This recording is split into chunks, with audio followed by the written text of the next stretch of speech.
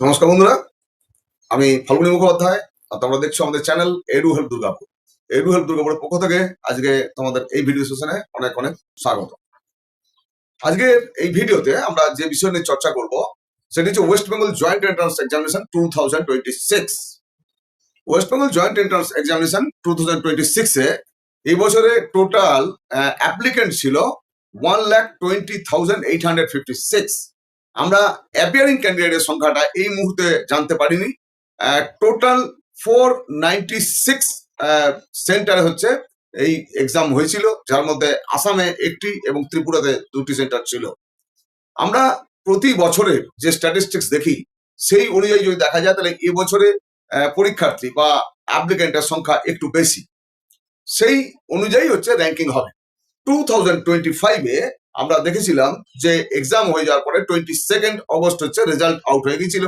এবছরে আশা করছি আমরা তার অনেকটা আগে রেজাল্ট আউট হয়ে যাবে। 24 মে আমাদের পরীক্ষা হয়ে গেল, এক্সাম হয়ে গেল এন্ট্রান্স। এরপরে এই জুন মাসের থার্ড উইক বা লাস্ট উইকের মধ্যেই আমরা আশা করছি যে আমাদের এই রেজাল্ট হাতে চলে আসবে। অর্থাৎ রেজাল্ট মানে হচ্ছে ক্যান্ডিডেট তোমরা যারা West Bengal joint entrance examination দিলে তোমাদের একটা র্যাঙ্ক আসবে। তোমাদের যে র্যাঙ্ক আসবে সেটা জেনারেল মেরিট র্যাঙ্ক এবং তার সঙ্গে থাকবে একটা করে ক্যাটাগরি র্যাঙ্ক। ইম্পর্টেন্ট এটাই যে যা কিছু সিট অ্যালোকেশন হবে সবটা হবে কিন্তু তোমার জেনারেল মেরিট র্যাঙ্কের ওপরে। জেনারেল মেরিট র্যাঙ্ক হবে যেমন, সেরকম টোটাল র্যাঙ্কিং হচ্ছে ক্যাটাগরি র্যাঙ্ক। ক্যাটাগরি র্যাঙ্কে এসসি, এসটি, ওবিসি এবং তার সব পিডব্লিউডি, এই ধরনের টিএফডব্লিউ, ইডব্লিউএস, এই ক্যাটাগরি র্যাঙ্ক গুলো থাকবে। ক্যাটাগরি র্যাঙ্ক গুলো দিয়ে কিন্তু তোমাদের কোনো সিট অ্যালটমেন্ট হবে না, এটা ক্লিয়ার আইডিয়া তোমাদের রাখা দরকার। অনেকেই আমাকে ফোন করে যে আমার তাহলে ক্যাটাগরি র্যাঙ্কটার প্রয়োজন কি? ক্যাটাগরি র্যাঙ্ক দিয়ে কেবলমাত্র তোমার পজিশন বোঝানো হয়। সাপোজ তোমার ক্যাটাগরি র্যাঙ্ক হচ্ছে 100, তার মানে ওই সেম ক্যাটাগরি তোমার ক্যাটাগরিতে তোমার আগে আরো 99 ক্যান্ডিডেট রয়েছে। তাহলে তুমি যে যে ইনস্টিটিউটে যে যে সাবজেক্টে চয়েস ফিল করবে, ঠিক সেই সেই সাবজেক্টে সেই সেই ইনস্টিটিউটে ওই 99ও যদি ক্যান্ডিডেট তারাও যদি চয়েস দিয়ে থাকে এবং সেই ইনস্টিটিউট গুলোর মোট সিট সংখ্যা যদি 99 এর বেশি হয় তোমার ক্যাটাগরিতে, তবেই তুমি সেখানে চান্স পাবে। এটা হচ্ছে ক্যাটাগরি। তাহলে ক্যাটাগরিরও ইম্প্যাক্ট রয়েছে, বাট অন্যভাবে রয়েছে। কিন্তু আমাদেরকে দেখতে হবে স্টেট কার্ড যে তোমার যে জিএমআর, সেই জিএমআর এর ভিত্তিতে তোমার কিন্তু সিট অ্যালটমেন্ট হবে, এটা মাথায় রাখবে। আমরা যেটা দেখেছি যে আমাদের West Bengal joint entrance examination যেটি হয়, টোটাল মার্কস থাকে আমাদের 200। গত বছরে 2025-এ যে 199 পেয়েছিল সে ছিল টপার, অর্থাৎ তার পজিশন ছিল 1। এবারে এই যে ওপর দিকে যে র্যাঙ্ক গুলো হয়, অর্থাৎ ফার্স্ট, সেকেন্ড, থার্ড, ফোর্থ, এই যে র্যাঙ্ক গুলো হয়, এখান থেকে প্রায় 50টা র্যাঙ্ক পর্যন্ত দেখা যায় যে এক এক নাম্বারের ফ্র্যাকশন হচ্ছে, এক নাম্বারের মানে ডেসিমেলের ফ্র্যাকশনে হচ্ছে তাদের স্কোরটা হচ্ছে কমছে এবং সেই স্কোরের অনুযায়ী তার র্যাঙ্ক পিছিয়ে যাচ্ছে। আমরা একটা স্ট্যাটিস্টিক্স রেখেছি যেটা দেখছি এখানে যে গত বছরে অর্থাৎ 2025-এ টোটাল যে ক্যান্ডিডেট ছিল সেটা ছিল 1,01,000 সামথিং।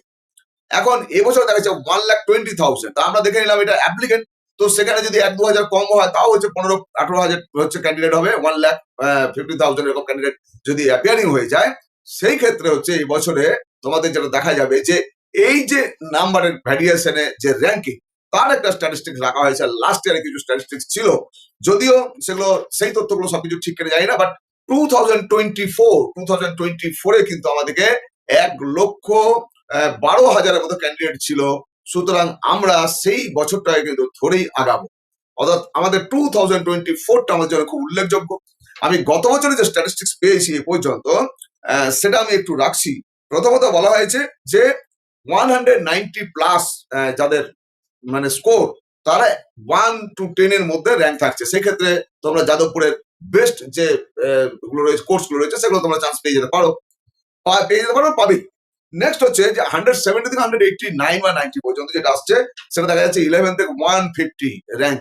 এখানেও কিন্তু যাদবপুরেও পাওয়া যাবে, যাদবপুরেও এখানেও সিএসসি আইটির মধ্যেও থাকবে যেমন, ঠিক সেরকম আরো ভালো ভালো যে ব্রাঞ্চ গুলো আছে সবগুলোতে যাদবপুরে পাওয়ার সম্ভাবনা থাকছে। নেক্সট হচ্ছে যে যদি স্কোর যদি 150 থেকে 169 এর মধ্যে যদি আসে, এরকম ধরে গত বছরে যেটা ছিল যে 151 থেকে 400 এর মধ্যে তাদের র্যাঙ্ক হতে পারে। যাদবপুরের কোর ব্রাঞ্চ যেগুলো সেগুলো পাওয়ার সম্ভাবনা ছিল, তার সঙ্গে কল্যাণী রয়েছে, ইউনিভার্সিটি অফ ক্যালকাটা রয়েছে, সেগুলোতে চান্স পাওয়ার সম্ভাবনা ব্যাপক ছিল।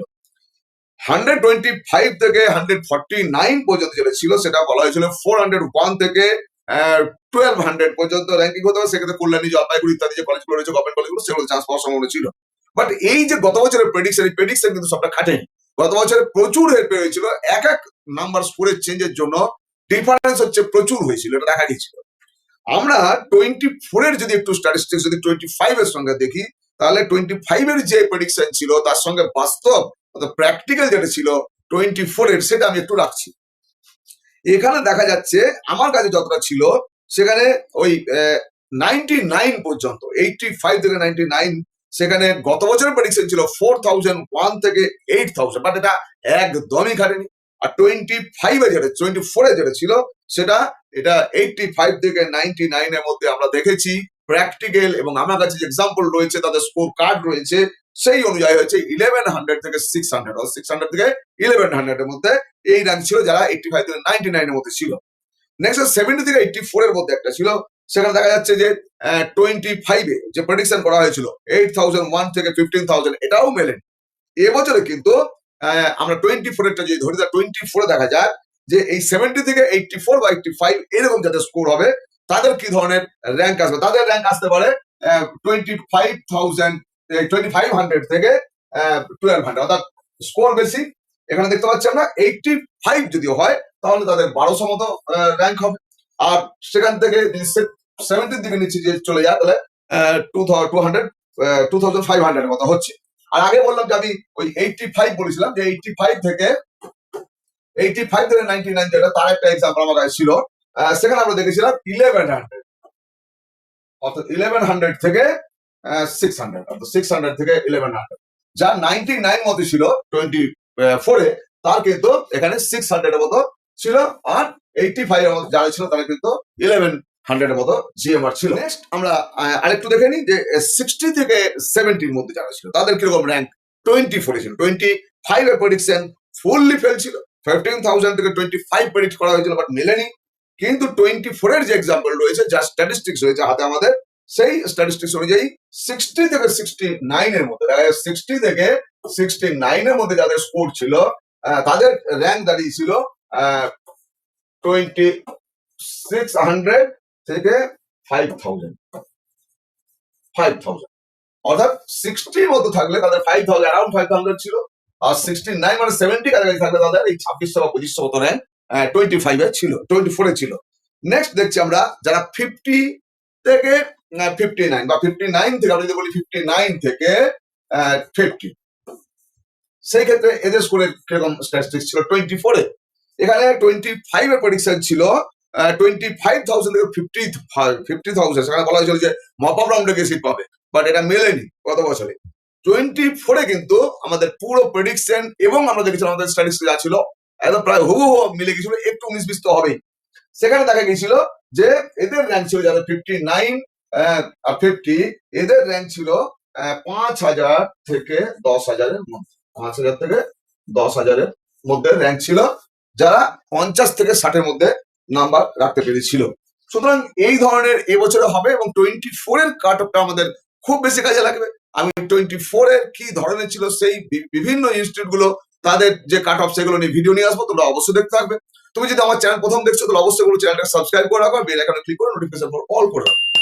কেন West Bengal joint entrance examination যেই মেন দিয়ে সবাই না পেলে, ওয়েস্ট বেঙ্গল জয়েন্ট এন্ট্রান্স এক্সামিনেশনের মধ্যে দিয়ে যে অ্যাডমিশন প্রসেস হবে, এইখানে একই সঙ্গে তুমি যেমন ওয়েস্ট বেঙ্গল জয়েন্ট এন্ট্রান্স এক্সামিনেশনের যে র্যাঙ্ক সেটা দিতে পারবে, তেমনি যেই মেনের র্যাঙ্ক দিয়েও কিন্তু তুমি ভর্তি হওয়ার সুযোগ পাবে। বাট এটা মনে রাখতে হবে যে ওয়েস্ট বেঙ্গল জয়েন্ট এন্ট্রান্স এর র্যাঙ্ক দিয়ে ওয়েস্ট বেঙ্গল ডোমিসাইল তারা হচ্ছে সরকারি কলেজ বা গভর্নমেন্ট কলেজে পাবে।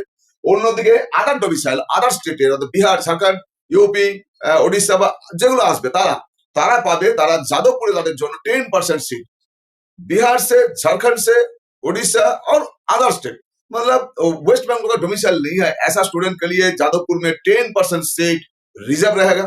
और कलकत्ता यूनिवर्सिटी जो है उसमें जनरल का जो सीट होता है वो जनरल का सीट से 20% अदर डोमिसाइल के लिए रिजर्व रहता है।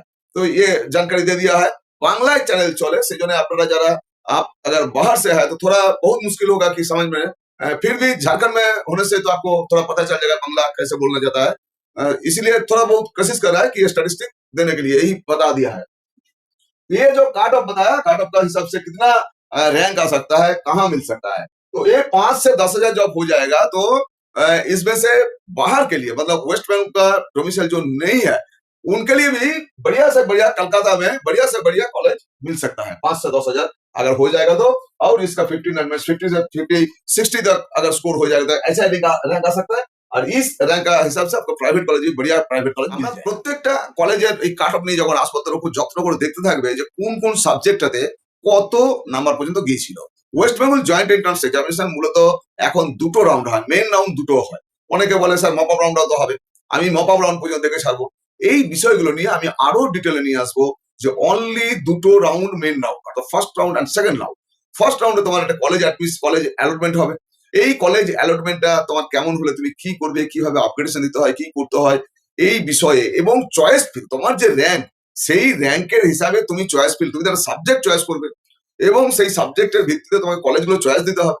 তাহলে এই সম্বন্ধে তোমাদের যদি বিশেষ ধারণা না থাকে বা যদি মনে হয় একটা সাপোর্টের দরকার আছে देन আপনারা যারা अभिभावक রয়েছেন अगर आप पेरेंट है बाहर से भी तो अगर आपका कोई डाउट है वो पता नहीं है कैसे ये चॉइस फिल करना है, कैसे ये भरता है 1 2 3 4 ऐसे क्रम के अनुसार कैसे भरिएगा, तो कौन सा कॉलेज 1 नंबर में आना चाहिए, कौन सा कॉलेज 2 नंबर में आना चाहिए, ये भी जानकारी होना चाहिए। अगर नहीं है तो आप मुझसे संपर्क कर सकिएगा।